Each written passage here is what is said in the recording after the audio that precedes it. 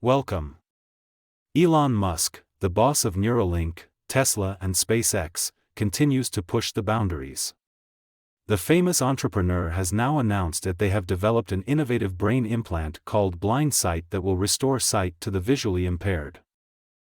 The new product follows Neuralink's Telepathy implant, which allows users to control computers with their minds. Blindsight could prove to be a groundbreaking development for the visually impaired in the future. I should mention that the Blindsight implant already works in monkeys. The resolution will initially be low, like early Nintendo graphics, but may eventually exceed normal human vision. Also, no monkey has ever died or been seriously injured by a Neuralink device. The new implant Neuralink is working on could be life-changing for the visually impaired, allowing them to live more independent and productive lives. It is not yet clear when Blindsight will be tested in humans and how effective it will be. They were born blind.